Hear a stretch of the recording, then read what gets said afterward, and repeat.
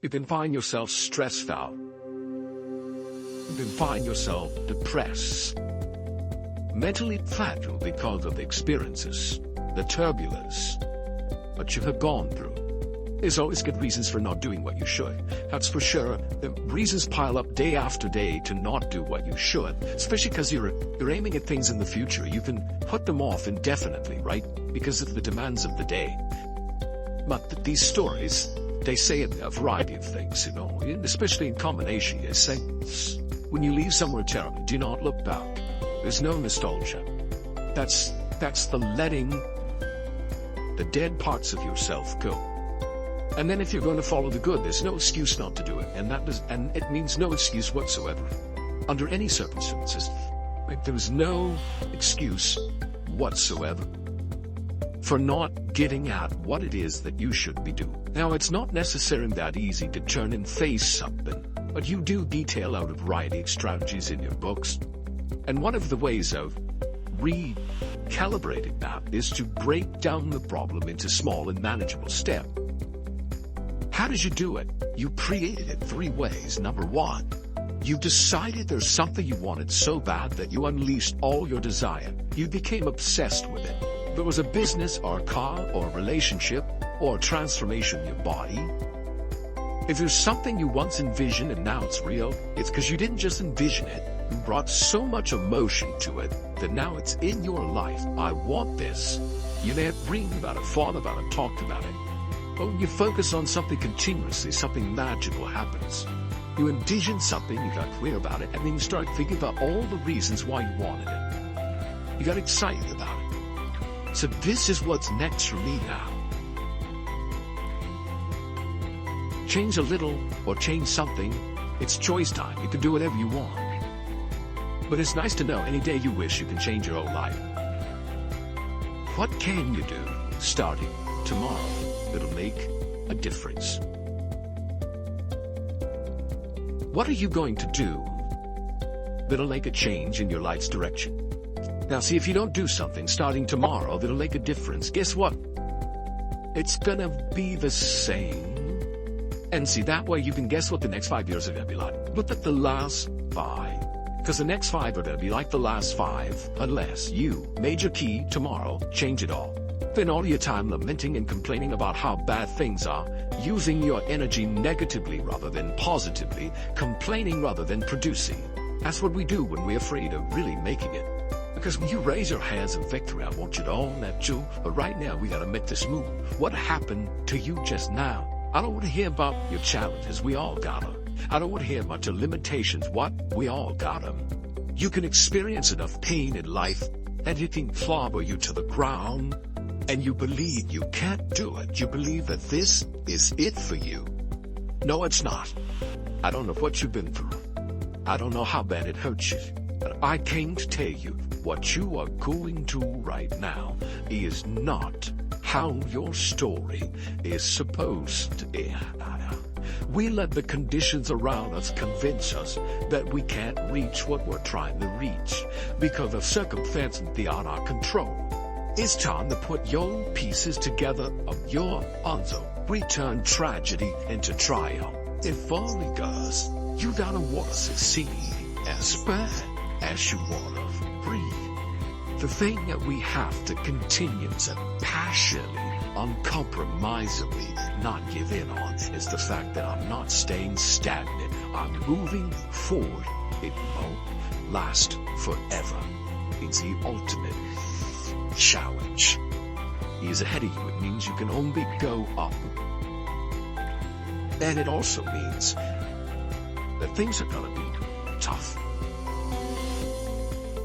Things are going to be tougher than anything you can imagine. But right now, you're being tried.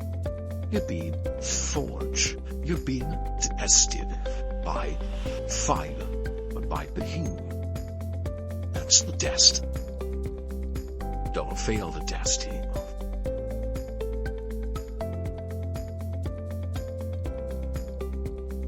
Being capable and open to controlling yourself and taking personal accountability for your life is a crucial factor in achieving happiness.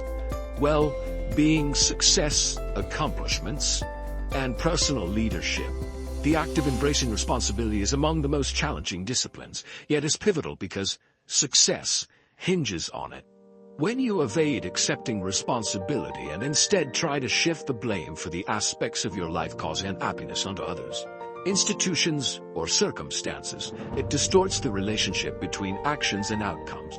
This weakens your character, diminishes your determination, and dilutes your essence as a human being. This pattern paves the way for offering endless excuses. In the fast-paced world we live in, keeping our focus can be a challenge. We're surrounded by many things that want our attention. Think about all the information, messages, and tasks that come our way every day. They can easily take us away from what truly matters. But here's a secret. When we take responsibility for our actions, it helps us have more control over our lives. It's like a cycle. The more responsibility we accept, the more in control we feel. And when we feel in control, we also feel happier and more positive about things. Imagine you're juggling lots of tasks, like keeping plates spinning in the air. In this fast world, staying focused is like holding onto those spinning plates. Now, here's the interesting part. The more we say, "I am responsible," the better we become at handling these tasks. It's almost like a superpower. When we say these words, we're actually saying that we have a role in what's happening. This helps us feel strong and capable. Plus, it stops negative feelings from stealing our happiness. Whenever we're upset, we can just remind ourselves that we are responsible for our reactions. Now, let's think about intelligence. It's like a tool that can cut in two directions. We can use it to come up with reasons why things aren't our fault or why others are to blame. But we can also use it to find out why we are responsible for what's happening and take action to fix it. It's like choosing between making excuses and making progress. Even in situations like accidents, where we might not be at fault, we're still responsible for how we react. Leaders, those people who guide and inspire others, show us something important. They always take responsibility for what's going on. They don't complain or get upset when problems show up. Instead, they act quickly to solve issues. Being a leader means having a response ability. It's like a super skill that helps us stay calm when things go wrong. Just as we don't get mad at the weather, we don't let things we can't control bother us. And we don't let past events steal our happiness either. It's like saying, "What can't be changed, I will accept." This way, we don't let old memories make us sad. Now let's talk about controlling our emotions. Imagine you're the boss of your feelings. Taking charge of your emotions starts with saying, "I am responsible for how I feel." This means we don't blame others or make excuses for our feelings. Instead, we take control by deciding how we'll react to what happens. Even when we're angry or worried, the best way to feel better is to take action towards our goals. But before we dive into action, we need to decide that we'll be the boss of our thoughts, feelings, and actions. We stay busy with important things so we don't have time for negative feelings. By being in control of ourselves, we become more powerful, happier, and positive in everything we do. The key to focused thinking isn't just about dealing with distractions. It's about creating a world where we're in charge of our thoughts, where we can be more creative, get things done, and become better versions of ourselves. It's like a special ability we have to choose what we focus on in a world full of things trying to get our attention. So remember, by taking responsibility and staying in control, we can lead a happier and more successful life. Succeeding in life has always been a matter of doing that which the great majority does not do. Now let's keep this in mind as we get into this business of goals. It isn't that I want to make an invidious comparison between the 5% and the 95%. Not at all. That's just the way it is. And if we don't recognize it, it will be to our cost. If you can tell me what you want, I can tell you how to get it. You see, the trick is not in achieving our goals. It is in establishing them. A ship would never leave a harbor if it did not have a destination. An industrial plant would never open its gates if it did not have a product or a purpose. Football would not be played without goalposts. Nor would baseball without a home plate. Every business operates for a purpose. Every game has a reason. Getting back to the analogy of our ship, if you were to climb to the navigation bridge and ask the captain the name and location of his next port of call, he would tell you immediately. There's not the slightest doubt in his mind. Can you tell anyone your destination just as quickly and in one sentence? The captain of the ship knows that he can arrive at only one port at a time. He knows that it's impossible to arrive at two. Do you know that? He also knows that his destination will be invisible for fully 99% of his voyage, but he knows it's there, and that he'll reach it, barring an unforeseen catastrophe, if he will just keep doing certain things a certain way every day. One fine morning, his destination will appear on the horizon.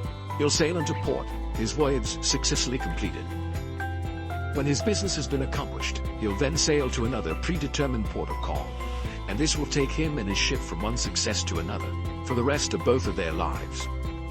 By understanding that he can reach only one port at a time, the owner of a ship can, in the short space of a very few years, reach hundreds of ports successfully. There'll be problems, lots of them, but they'll be solved, and the ship will steam its solitary course over the deep oceans of the world, devoting its life to accomplishing its mission and contributing its share to the welfare and economy of the world. Men and women who follow this sensible, obvious, and meaningful way of life will do the same. But the paradox is that most are like ships without rudders. They're subject to the whims of wind and tide. And while they hope they'll one day arrive in a rich and bustling port, you and I know that for every narrow harbor entrance, there's 1,000 miles of treacherous and rocky coastline. The chances of their just drifting into port are 1,000 to 1 against them. These are the unfortunate people who, not knowing the rules, believe that circumstance controls our lives. They believe in luck and superstition, fate, the breaks. They believe that success comes as a result of who you know, not what you know. And while they cling to their false alibis, life passes them by, for the rules of life are just, and they are checkmated, without haste, but without remorse. Now, what about you? Remembering that the definition of success is the progressive realization of a worthy ideal. What's the ideal toward which you are working? Now, today, yesterday, and tomorrow? Can you write it in one sentence? Is your goal sharply and clearly defined? I could tell you how you could be and have anything you set your mind on in 5 years. To better understand this, you must examine one of the most overlooked facts in the world. It is that every job, no matter what it may be, holds somewhere within itself the key to everything we want in life, the key to greatness. But we must look for it, and we must think. Decide to become a professional at your business. You see, we can either compete or create. If we compete with all the other people in our line of work, we must be willing to accept the same rewards. If that's what we want, fine. But if we want to become professionals at what we do, then we must create. And when we begin to do this, there's no limit to that which we can achieve.